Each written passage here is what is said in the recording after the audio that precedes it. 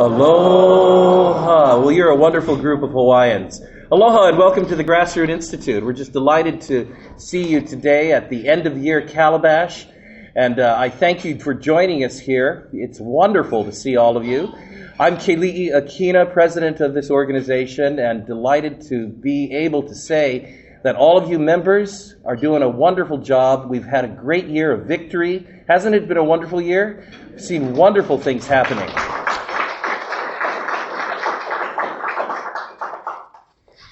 By way of recap, we've seen so much take place this year. We helped to begin altering the political fabric of the state of Hawaii. We were instrumental in the state taking away a union contract from the state hospitals on Maui and assigning them to the private sector, which is wonderful because that saves those hospitals, and you need to know that we are active in making sure that that goes from island to island, and this is going to lead to the biggest political shift that we've seen in decades here in the state of Hawaii. So congratulations to all of you. You've helped to make that happen.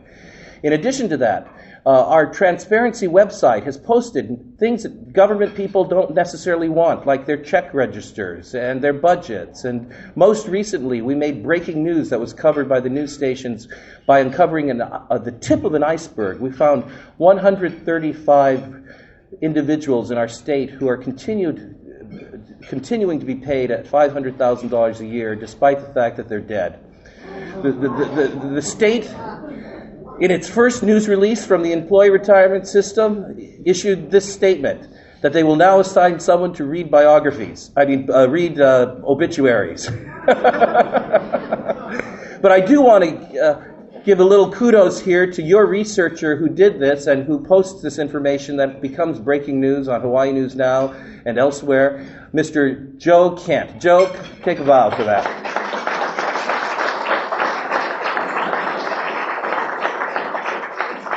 But we're most proud of the fact that in 2015 we made a major impact on preserving the aloha spirit in the state of Hawaii. You'll have to recall that in 1959, Dr. Martin Luther King addressed the first joint session of the legislature here in the state of Hawaii. Dr. Martin Luther King, he was so impressed that he said that he saw in Hawaii the fulfillment of his dream where people would be judged by the content of their character, not the color of their skin. And so he left that legislative session here in Hawaii, went to Selma, and in that famous march, have you looked at those black and white pictures? Do you know what he and many of the marchers are wearing? They're wearing Hawaiian leis. The Hawaiian people sent that up, and he felt that was the symbol of racial equality. So you can be very proud, those of you who are members of Grassroot and financial supporters, that your efforts went to stop a pernicious thing taking place. And we have just had the announcement as of yesterday that the race-based election violating the Constitution of the United States, aimed at setting up a separate Hawaiian nation, has been canceled, thanks to your efforts. So that's worth clapping for. The game is not over, however. We were delighted when, on the Friday of Thanksgiving, right after Thanksgiving, Justice Anthony Kennedy of the Supreme Court went from Thanksgiving vacation, walked into his chambers at the U.S. Supreme Court, and issued a ruling that we had requested, which was to impose an injunction on this election until we go to trial at the Ninth Circuit. He did that, and then the other side, the state of Hawaii, the Office of Hawaiian Affairs, Na'iaupuni, they decided to play games with that. You see, it was Friday, and the election would go until Monday, and the votes were to be counted on Monday following Thanksgiving. So Justice Kennedy merely referred to the counting of ballots, because that's what was left to do on the Monday. So on Friday, he issued an order saying that the counting of ballots is enjoined. It cannot be done, and that process must be stopped. A few hours later, Na'iaupuni, representing the Office of Hawaiian Affairs, decided that they would say, well, yes, the counting of ballots has been stopped. But, he never said anything about voting. We're going to extend the election for 3 more weeks and continue to vote for people. Can you believe that? Well, Justice Kennedy, we are told by informed sources that Justice Kennedy didn't like that. So he went back to the full Supreme Court, and they issued the injunction from the Supreme Court, and that sent a loud signal that the Supreme Court sees merit in our claim that the 14th Amendment and the 15th Amendment still stand in Hawaii nei. But the latest news came yesterday when that organization running the election said, well, we told you that we'd have more voting for 3 weeks, until the 21st. At the end of the second week, yesterday, they said, well, we've changed our mind. We're going to stop the voting altogether, and we're going to simply install the candidates as having won without the voter base. This is the Banana Republic, folks. And your Grassroot will be there with every effort, legally as well as legislatively, in order to preserve the Aloha spirit. What's next in 2016? At the top of our agenda is stopping the federal arm, the Department of Interior, from changing its rules so that by fiat it can create a race-based nation in Hawaii. We are in Washington as we speak. We've opened up our office there. Many of you have met the director of our office, Andy Blom, Grassroot Hawaii Action. I want you to know Grassroot is up there doing that. And one other thing, I could go on and on, but I'm eager to get to our speaker. Another item on our agenda is to make Hawaii safe for telescopes. How does that sound? To make Hawaii safe for super ferries, to make Hawaii safe for commerce and investment. Now, with that said, I do want to welcome all of you who are guests and here for the first time. You need to know that you are in an esteemed company. Those of you who are guests today, we honor you. But the other individuals here who are members of the Grassroot Institute make all of this legal and legislative work possible. And they do so through a simple vehicle, by signing up to be a member. It only takes $5.76 per month. Or if you want to pay us $500,000.76, we'll sue everybody who is filled with fraud, waste, and abuse. But for the most part, we'd like you to be a member. We'd like you to stand with us. You get a report every week. You get 3 research papers. You get a television show every week. And you, beyond that, know that you are fighting for free markets, individual liberty, and a better society. So please do sign up for membership or renew your membership today. Without further ado, I'm very, very honored to be able to introduce our guest speaker today. We have been tracking him as a friend of the Grassroot Institute for many years because his work is really the kind of work legally that supports the things that we do. Randy Roth is a law professor at the William S. Richardson School of Law at the UH. He's received the university's highest awards for classroom teaching and community service. He served as president of the Hawaii State Bar Association. You may remember he produced a series of books called The Price of Paradise, which shocked us into realizing how much we pay for paradise. But he's also the co-author of a very famous book, Broken Trust, which chronicles the rise and fall of the former Bishop estate. He also served as a consultant to a wonderful movie called The Descendants. I encourage you, if you've not seen it, get a DVD copy or watch it online over the holidays. You'll be charmed to realize that Hawaii is definitely the home for those who may have lived here hundreds of years ago, and it's also the home for those who've come from a far place as well and made it their home. And I think that the movie Descendants helps to affirm that Hawaii is for people of all races and all cultures and all backgrounds from across the world. We are all Hawaiians. And his screenplay won an Academy Award for Best Screenplay, or he consulted on that. In 2000, Randy Roth, the Honolulu Star-Bulletin, included him on its list of 100 individuals who made a difference in Hawaii during the 20th century. Some of you, well, actually, I think everybody here was around in the 20th century. So we have an icon today. And I want to say this, just on a personal level. Randy has been an inspiration to me as a model of professionalism, as a model of the combination of academic scholarship with activism. And I saw him from afar when I was involved behind the scenes with the Kamehameha School's people as an alumnus during the Broken Trust era, and admired his work.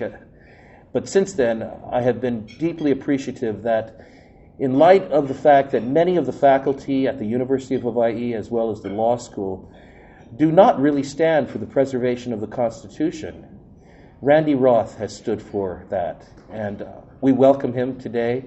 We honor him. I hand over this next hour to you, Professor Roth. Please join us.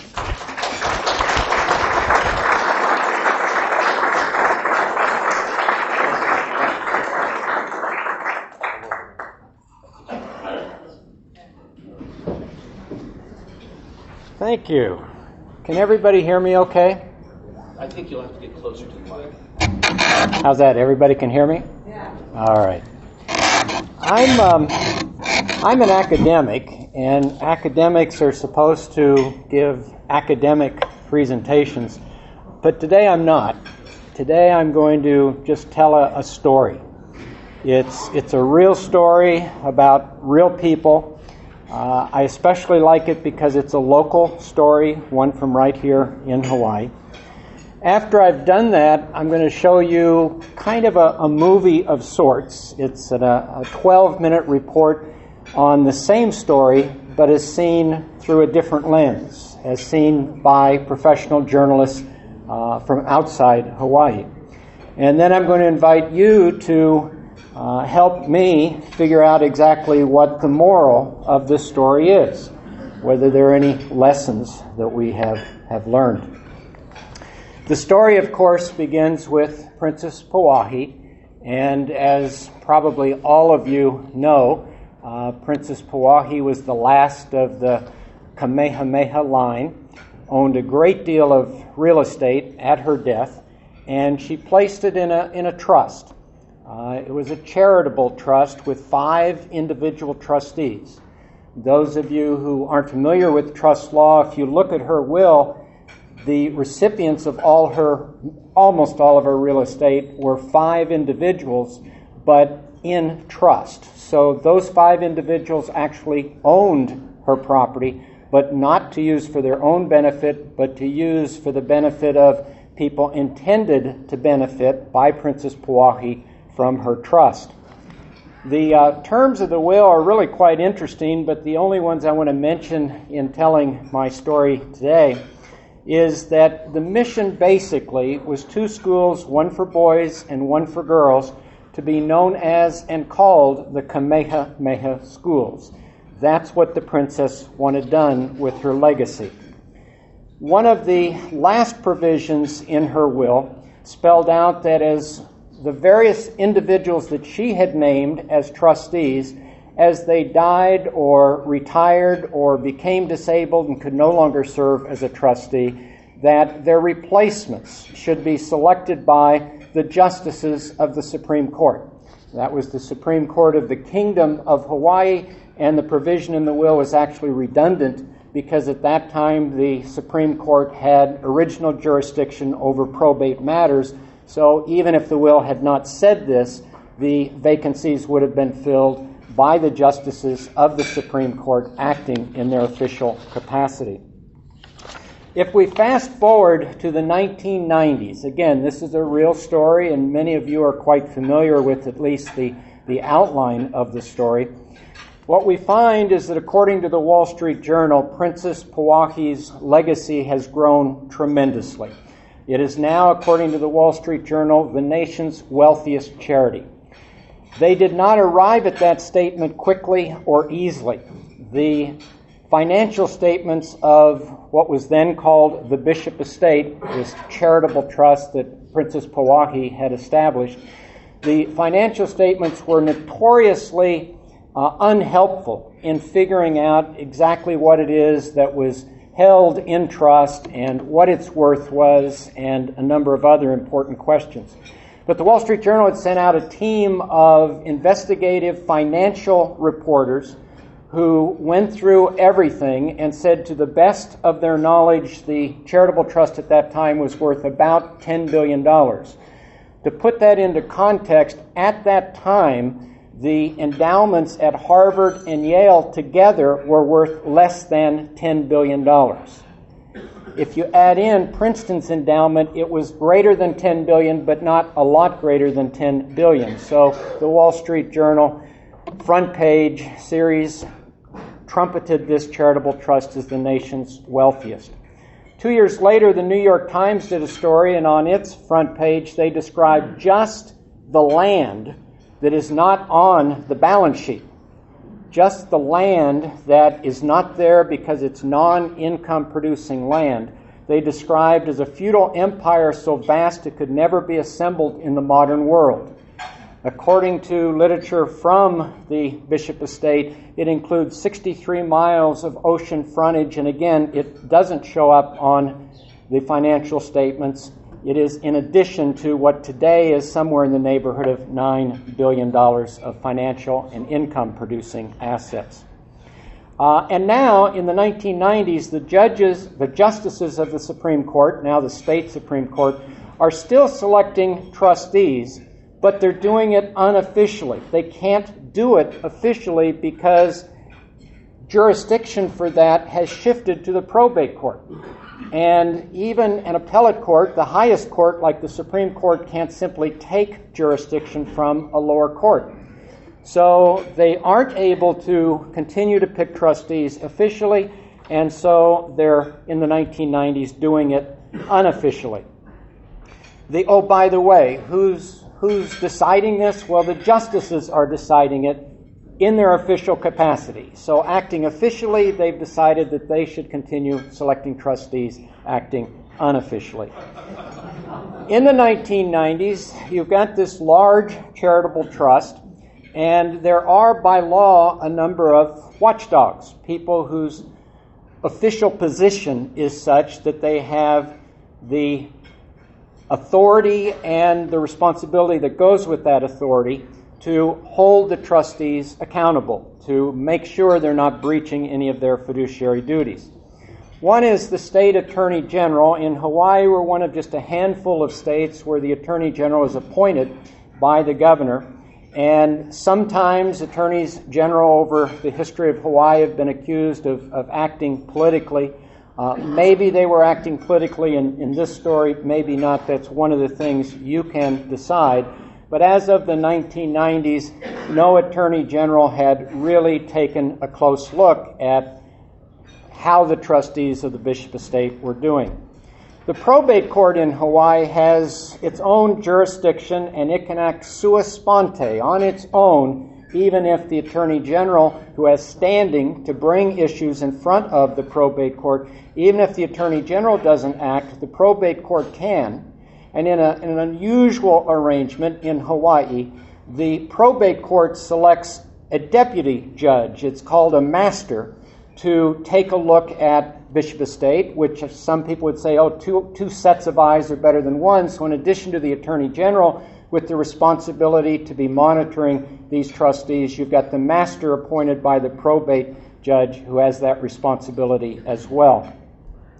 Co-trustees always have what lawyers call standing, the ability to get an issue teed up in front of a judge. And there had been, generations ago, lawsuits between Bishop Estate trustees, but at least in the 1990s, that was kind of a distant memory. And then in theory, you had the IRS out there, and I say in theory because although the IRS has traditionally done a terrific job at the front end in deciding whether to give an organization tax-exempt status, historically, once it's made that determination, it's pretty much stepped out of the picture so far as the monitoring of whether those trustees are adhering to their fiduciary duties or not. They've pretty much just trusted that the state, through its attorney general, its probate court, would be doing that. I had some concerns at the time. Now, you have to understand, I'm in the peanut gallery, which means I don't have standing to get into a courtroom. But I'm watching what's going on, and I'm seeing, just on the surface of things, without the ability to investigate, without subpoena power, I'm seeing that there are some obvious breaches of fiduciary duty. Some of them have to do with investment practices or administrative arrangements. For example, the 5 trustees at that time were bragging that they had what they called a lead trustee system of governance. And if this were an academic talk, I would give you a real long explanation as to just what that's all about. The short of it is, it was an obvious, on its face, serious breach of fiduciary duty. They either didn't know or didn't care because they actually bragged about it. There were conflicts of interest, again, just obvious sitting there on the surface. The organization was notoriously secretive, and they certainly weren't about to volunteer anything to me. But because of lawsuits that the trustees had got themselves into outside of Hawaii, by following the news coverage of that, it was really clear. For example, they own land under the Robert Trent Jones golf course, this super elite golf course outside of Washington, D.C. And they decided that they wanted to sell that land to the members of that club. Henry Peters was the lead trustee for asset management at the time, so he would normally be the trustee who would negotiate the terms of that sale. But he said, you know what, I'm going to be busy. I'm going to be on the other side of the table negotiating the terms of that transaction on behalf of the buyers. So he, quote, recused himself as though that's an appropriate way to move to the other side of the table, which boggles the mind of any professor of trust law in any event. And that was right there because he bungled it and got sued by the members, by the people he was representing. There was also a McKenzie oil deal that the trustees had got into, and they put a huge tens of millions of dollars of trust money in, and then on the side they're investing their own money. That's called co-investing, and you just can't do that. And then there were rumors galore. I knew, for example, that Henry Peters, one of the 5 trustees, was a member of the Waialae Country Club. There were rumors that he had been given that membership because the Bishop Estate owned the land underneath the golf course. Well, if that's true, how in the world can he be accepting a freebie from somebody that is on the other side of the negotiation table from him and they were renegotiating the terms of their land lease at that particular point in time? I could go on. The point is, at an early date, it was obvious there were serious breaches of trust. Their tax-exempt status was clearly in jeopardy. Again, just on the surface, the Internal Revenue Code says to get and maintain 501c3 tax-exempt status, you have to be set up and operated exclusively for charitable purposes. It was really obvious that they weren't pursuing their charitable mission in the minimal level the tax law requires. At the time, for example, this wealthiest charity in the nation was turning down 11 out of 12 applicants to Kamehameha schools, and those are just the native Hawaiian applicants. So in terms of serving the children of Hawaii, it was far short of what one would logically assume possible, given that it was the wealthiest charity in the nation. You've got private inurement issues just jumping off the pages of the newspaper. The trustees, for example, were paying themselves at this time in the late 1990s, paying themselves $800,000 each year. Their credentials, at least the credentials of all of them except Ostender, were such that in the marketplace they would not command anything close to that. They're saying, well, it's a commission. We just get 2% of what we make, and 2% of zero is zero, and so we're earning every single penny. Again, from a trust law professor's standpoint, this is laughable. That an absolute minimum requirement, there are others, you can never, as a trustee, pay yourself more compensation than what your services are reasonably worth. And if any of us in this room were handed $10 billion of assets to work with, I don't think we would generate zero in the way of income against which that 2% would be calculated. Excessive lobbying, they would pull up buses to the legislature in an attempt to lobby various provisions. And involvement in political campaigns, again, rumored. This is before all of the subpoenas, before all of the investigations. It was rumored that they were very much involved in specific campaigns, not just locally, but in Washington, D.C. as well. Now, again, I'm just in the peanut gallery, and this story that I'm telling you, you'll find soon that I'm kind of in the middle of it. And it would be, I think, perfectly logical for you to say, why would this guy from the peanut gallery try to put himself in the middle of some sort of story?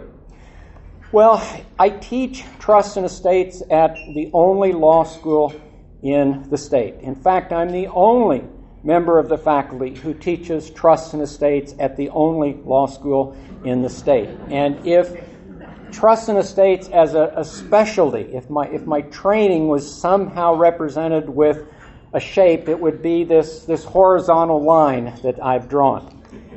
I also teach nonprofit organizations. Well, Bishop Estate is not only directly in the trust and estates area. I need to talk about it when I teach trust and estates courses. I need to talk about it, I need to understand it, and I need to help other people in Hawaii understand it when I'm teaching nonprofit organizations. I also teach federal taxation. Let me back up. I'm the only person at the only law school in the state that teaches federal taxation. So, you look, well, what's at the very center of all of these specialties that I uniquely am teaching? Well, of course, it's Bishop Estate. Now, you may remember I had a slide a minute ago showing my various concerns. I left one out. It looked from a distance as though somehow or another trustee selection of Bishop Estate trustees by the justices acting unofficially, that it was somehow influencing judicial selection in a bad way. The word that I used at the time in speaking and writing was it was corrupting the judicial selection process. So remember that drawing where I've got 3 lines crossing right at Bishop Estate? There's actually a 4th line, because I also teach professional responsibility at the law school, and for many years was the only professor of professional responsibility at the only law school. And one of the things we cover in professional responsibility, well, one of them is how lawyers are supposed to behave, and the story I'm telling could be subtitled Lawyers Acting Badly. But also part of this course is to teach judicial ethics. And there were some obvious, right on the face of it, judicial ethics issues that needed to be addressed. Also, I happened at that time to be president of the State Bar Association. And I think certain responsibilities come with holding an office like that. So now we've got even more lines crossing, all in the exact same place. Obviously, Bishop Estate, we've already seen, is there. But now the Hawaii Supreme Court obviously is in play as well. Well, let's do a quick review of the key players in my story. And to figure out who these key players are, let's kind of talk about them in categories. First of all, from a categorical standpoint, who selects Bishop Estate trustees? Well, obviously, it's the justices of the Hawaii State Supreme Court, acting unofficially. They acknowledge that it would be absolutely wrong for them to do it officially, so I guess on a figurative basis, they're taking off their robes so that they can act unofficially. In other words, when people teach judicial ethics, we, people who teach it, don't normally talk about judges acting officially or unofficially, especially when what they're doing officially they used to do, what they're doing unofficially they used to do officially, and we only know they're doing it unofficially because officially they told us they were acting unofficially at the time. It's nonsense. So who decides that the trustees will be selected by the Supreme Court justices? Well, again, you know the answer. The justices, again, as I just said, acting officially. All right, so how do they get to be justices? These people who select Bishop Estate trustees, and I think everybody knows Bishop Estate trustees, at that time at least, were like modern-day ali'i, that you just don't step into their shadow, that there's phenomenal remuneration, there's phenomenal power, there's phenomenal prestige, and so obviously being able to select who's going to be a Bishop Estate trustee is itself a very, very powerful thing that you've got there. So who gets to decide who's going to be a justice of the state Supreme Court? Well, they first have to pass muster. They're selected by the governor off a short list, but you've got to get onto that short list. And in certain administrations, getting onto the short list was where all of the politicking was done. The governor would have one person that he wanted on that short list, and it would be the job of certain people on the Judicial Selection Commission to get that one name on the short list. So who creates these short lists? Well, I already told you. It's the Judicial Selection Commission, right? So there we know who picks the people who can be named as a justice of the Supreme Court. And like I say, it's not that there's just 6 names out there and each one has a 1 in 6 chance. There are 6 names out there, and at least at certain times, like at this point in time, the one name has a 1 in 1 chance of being selected. So, let's see. So, who appoints these commission members? Well, actually, there are 9 commission members, but 7 of them are appointed by the President of the Senate, right? He's got an appointment. The Speaker of the House got 1 or more appointments. The Chief Justice of the Supreme Court and the Governor. Okay, so the trustees are selected by the justices. The justices indirectly are selected by the commission, and members of the commission are selected by the President of the Senate, the Speaker of the House, the Chief Justice of the Supreme Court, and the Governor. So who were Bishop Estate trustees in this period of time that I'm now referencing, the 1990s? Well, there was a President of the Senate, and there was a Speaker of the House, and there was a Chief Justice of the Supreme Court, and there was a governor's closest confidant who only was there because an all-out attempt to name the governor himself had failed. That's my favorite chapter from the Broken Trust book, Gladys Brandt's telling of the so-called blue ribbon panel's experience. Well, I believe in callings. I shared with Kali'i that earlier in my life, after I finished college and was working for a Big 8 CPA firm, I decided that I had a calling to be a Jesuit priest. And I entered the Jesuit novitiate, and I spent a year living under vows, temporary vows of poverty, chastity, and obedience. And after about a year, my superiors and I jointly decided that my calling had been a wrong number. I still think if they would have done away, if they would have given me a waiver on that vow of obedience, I'd still be there, but they didn't. So, at any rate, how in the world did I get off on that? So, I know. I believe in callings. You know, I'm the only professor at the only law school basically teaching the courses that are all relevant here. And so I'm thinking maybe I've got a special responsibility. In other words, it would be shameful if I didn't do what I could do to help the public understand that there were some real problems here. So put together a group of people, and David Shapiro, in his introduction to our Broken Trust book, he said, you know, what was in that manifesto, the so-called Broken Trust essay, was very, very powerful, but he said what really gave it its power was the stature of its authors. Actually, he said the stature of 4 of its authors, and I was the 5th.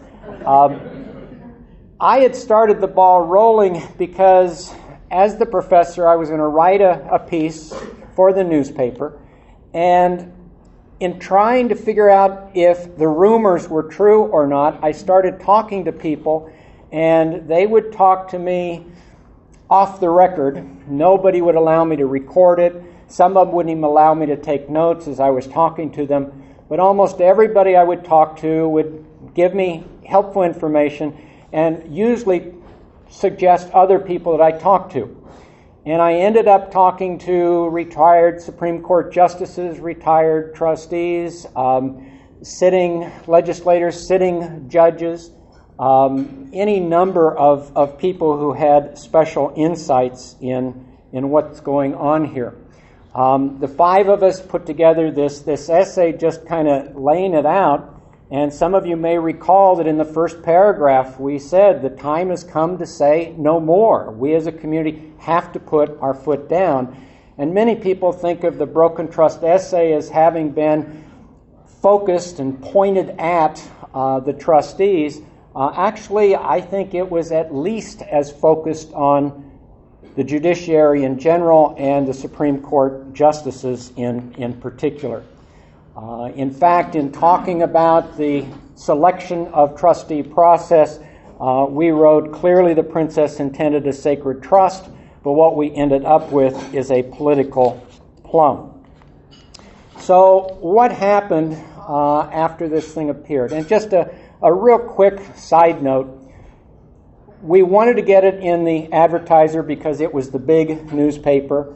I was kind of the runner for this group of 5 co-authors, and so I tried to meet with Jim Gaddy, who was the editor of the Advertiser at the time. I was told that it could never run without his approval because it was obviously going to be very controversial.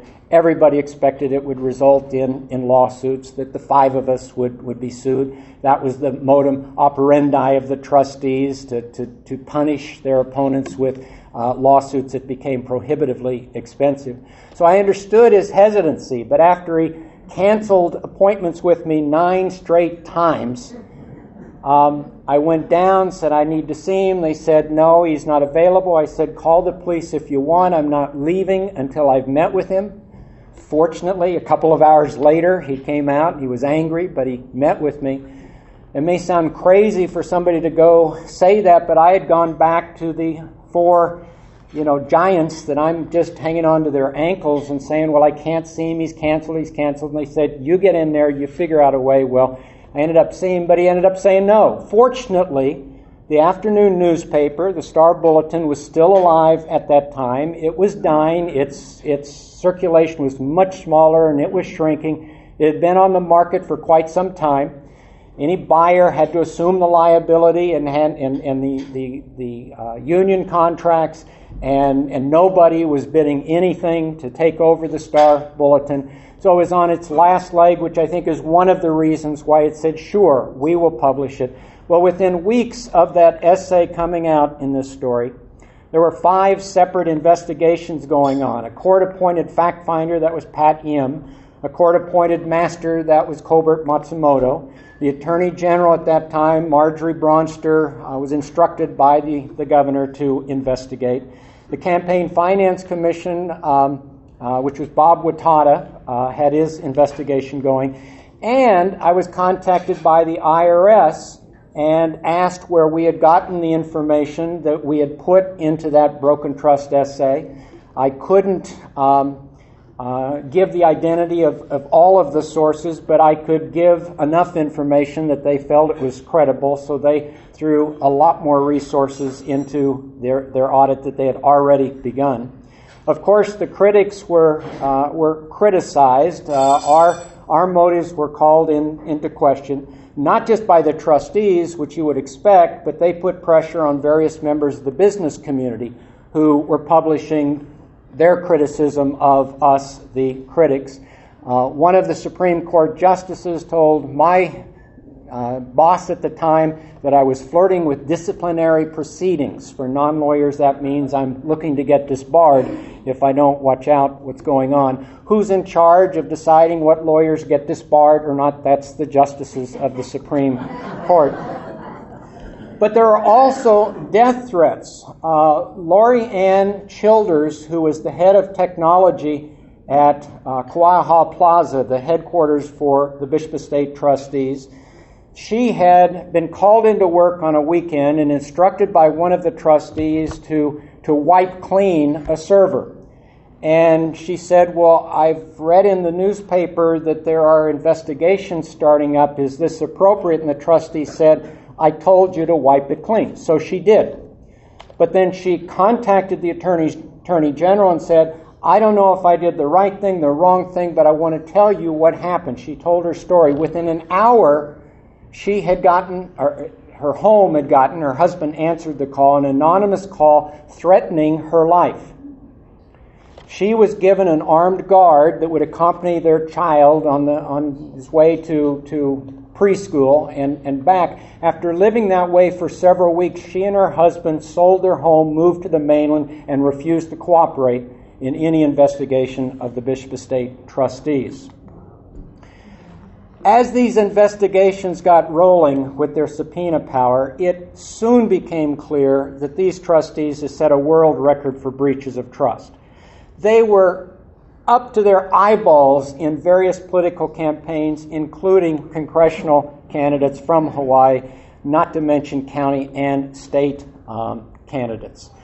Consulting fees, retainers, salary, people on the legislature. One of the investigators from the Attorney General's office said she thought that at least half of the members of the legislature had some sort of connection, making them to some degree beholding on the trustees of the Bishop Estate. Probably you'll recall that Milton Holt, who was head, I think, of the Finance Committee at that time, was an employee of Bishop Estate and given a credit card, which had eventually in these investigations became known that he'd used in Las Vegas casinos and local strip clubs, run up tens of thousands of dollars of expenses. Oh, by the way, when that came out and there was pressure on the trustees to get Milton to pay that back, they gave him a bonus, which to the penny was equal to what he owed plus the taxes on the bonus. They grossed it up so that he would not be 1 penny out of pocket in, quote, making good on his inadvertent misuse of this credit card. Redirected invoices, there would be people. Marshall Ige was in the Senate at that time, and Marshall ended a campaign in debt, had bills, contacted the Bishop Estate trustees, and they said, have that company rewrite the invoice, send it to us as if we were the ones who had benefited from that sale rather than the campaign, and then they paid it. Side deals, the hundreds of thousands of dollars spent on lawyers preparing the paperwork to move the situs of the trust from Hawaii to a Sioux Indian reservation in South Dakota, attempting to get out from under the jurisdiction of the various agencies that were investigating the trustees at that time. Well, now, if I can get it to work, we'll see if we can do the story as told from outside Hawaii. Here we go. I'll tell you what I'm going to do. We'll go directly to the file. You may never have heard of the Bishop Estate, but it's the largest charitable trust. Wow. Well, there you have the story.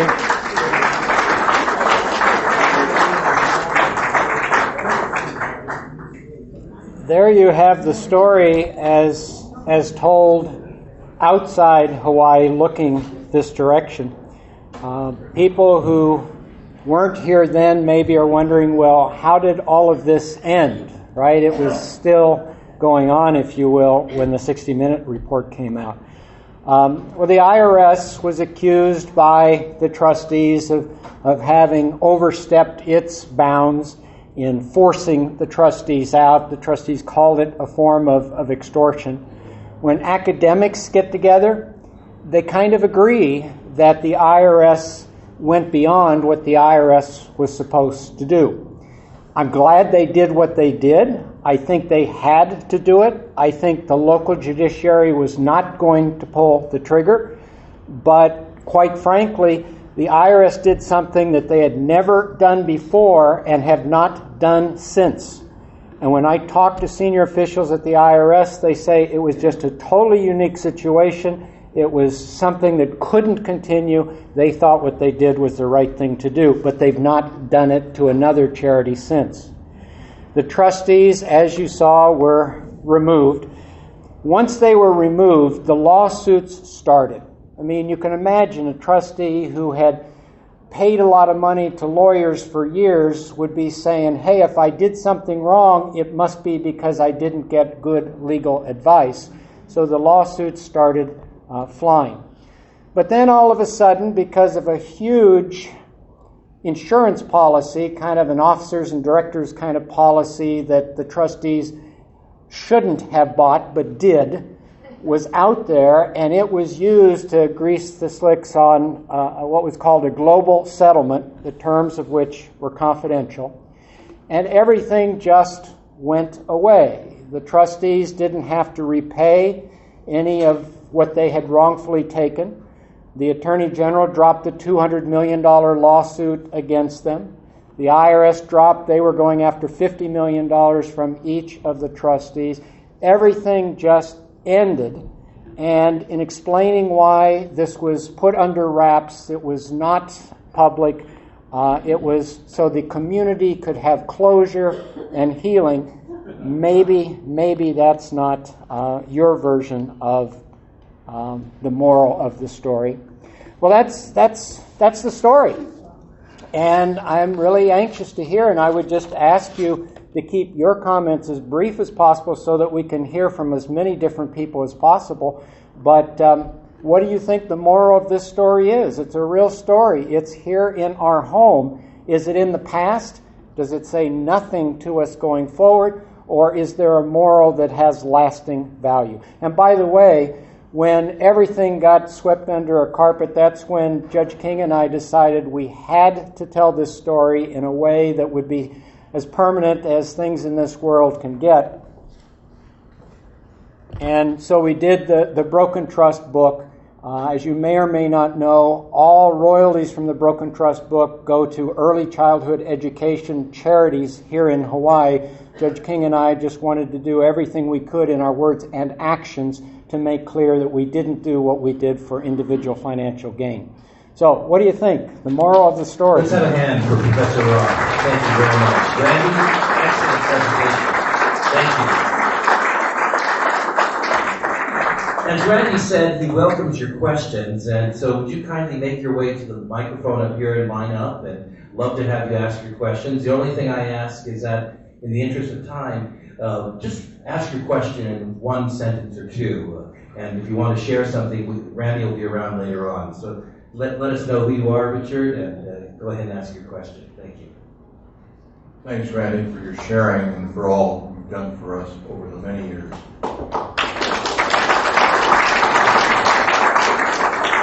After all of this global settlement was pronounced, you and I talked about you're pursuing other ways to get justice.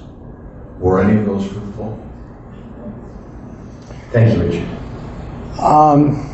No. In a way, the book, I think, is really, really important. And I've run into people who didn't read the book because they thought that it was a rehash of everything they had read in the newspapers at the time. I was given it was a circuitous sort of thing, but it came from the Attorney General's office after Marjorie was gone and before Earl Onzai got there. And I have 17 banker boxes packed with documents that are, quote, under seal now, if you will, and disk drives with hundreds of interviews taken under oath by the Attorney General's office. A subsequent Attorney General has threatened to indict me for not giving that back, but I have thus far decided not to give it back. The compromise we made, at least tentatively, was that I would keep it under lock and key. But there were a lot of people who were very serious about not having this go any further than it ended up going. Thank you. Bud, you have a question. Doctor, I want to thank you for one thing you didn't mention. Thanks to you, it has been turned over to an election. As a matter of fact, Ken Conklin, myself, and Mike Palcic ran for office of trustee. Well, that was a joke, but it was the first time we could do that. That's the end of my statement. Once again, thanks for the book. And you're my hero, I can tell you right now. But a quick story. I was collecting signatures for the rail, to oppose the rail. Henry Peters comes into Dorura supermarket and says, "Hi, what the hell are you doing here?" I says, "Well, I got something for you to sign." He says, "You know, I never understood this, but people will sign anything. Henry Peters signed to fight the rail. Thank you very much, But Bud. it didn't work. Thank you. Randy, you may want to make a clarification here. Well, as Bud indicated, the justices are no longer involved in selecting trustees of what is literally the Bishop Estate, but now operates under a trade name, Kamehameha Schools. And there is a process whereby a short list is created and the probate judge makes a selection. It's far from perfect, but it's a huge improvement over having the justices make those selections. Thank you. Terry Bonscroft. Yeah, Randy. If I heard you right, these trustees did not have to pay back all that money they plundered from the estate. How was that decided? And I had expected that they would have had to pay back, but apparently they were able to keep all their wealth. How did that come about? Well, I don't know. Maybe the moral of this story is that there isn't as much information out there as should be out there.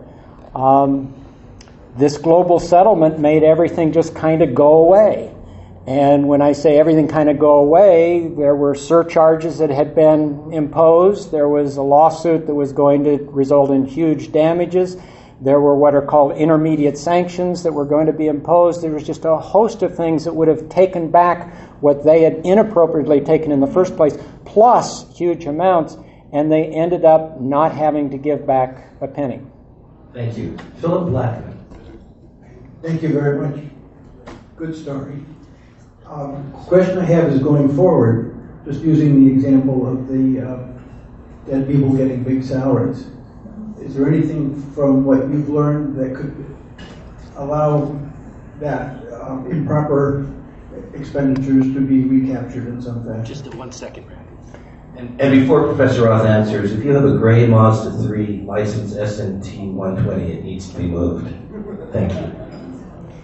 Yeah, I believe in individual responsibility, that each of us as a citizen has a responsibility to pay attention to issues like the one that was just mentioned.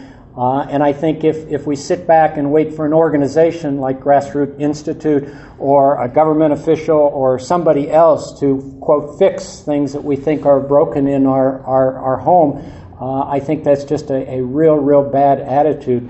So I guess what I would suggest is there are a lot of things out there that would strike some of us as needing attention. And if each of us takes upon ourselves to do what we can, given our own background, given our own interests, given the circumstances of life, etc., if we can all be trying to make our community at least a little bit better, let the trust professors explain trust law, but everybody's got something that they can do to try to put a spotlight on things that need a spotlight on it, or other ways of dealing with broken things. By the way, I've got a bunch of articles I've written up here. If anyone would like a copy of any of them, one is called Politics in Hawaii is Something Broken. But there are a number of other articles that you might enjoy reading. And I have some copies of the Broken Trust book that are signed by Judge King as well as myself. And if anybody would like to acquire one for giveaway as a gift or whatever, they're $20. But you please help yourself to the articles and purchase a book if you would like. Very good. And anyone else who has some questions, feel free to make your way to the line. We have time for a couple more. Mark Toriano. Professor, are there any organized crime connections and issues to the Kamehameha Schools Bishop Estate issue? I don't know of any connection to anything that would be described as organized crime. And there's a reporter here, by the way, Randy. I just, a couple of days ago, I finished reading Jim Dooley's book, which I highly recommend. And Jim did a lot of reporting at the time and did a marvelous job of retelling the stories now of a lot of organized crime activities in Hawaii during his time as an investigative reporter. I recommend that book to you. Now, I don't know of any organized crime connection, if you will, to the story that I was telling. Thank you. Speaking of Judge King, we have his daughter-in-law, Attorney Adrian King. Thank you very much, Randy. I lived through this story, but mostly in my law office because I was working but I was hearing all this stuff, and the lawyers heard all of this stuff before it was printed in the paper. And I knew that the judiciary, it was very interesting because I could sense, and I think the lawyers did and knew that the Supreme Court sensed that they were in trouble. The CJ was in trouble. Because most people in the state, when they go to court, they think, well, the judges are fair. Well, you know, when people make jokes about lawyers, it's like, well, you can't tell me about lawyers. I know about lawyers more than anybody. Lawyers know about lawyers. And, okay. Well, no, I want to make a comment. The fact was that the sniff of the fact that the public would realize that ordinary judges on the bench, because you see, a lot of the district court judges are picked by the Supreme Court judge, and the per diems, and that needs to be changed. But I will say that as a result of this, and then when Lingle was elected, and then when she appointed Rechtenwald, there was a huge shift. And that, I think, was her greatest contribution, which was as a result of broken trust. So the judiciary that's a huge shift, and that's a positive thing that's happened, thanks to Randy and what my father-in-law did. Thank you, Adrian. I appreciate that insight. And our last question comes from John, and then Randy will be available, and we have an announcement before he leaves. But John? And I have a brief story to end with. Right. This is a little off topic, and most people aren't aware of it. Since 1950 and 1980, we've had about 150,000 condo or multifamily units built in Honolulu. Total units built on the island to date, about 330,000. If my number's right, according to HUD. The issue is, according to industry experts, is that pipes, spalling, all this needs to be addressed. It's not a Hawaii problem, it's a nation problem. And the industry is not addressing this with reserve funds. Sure.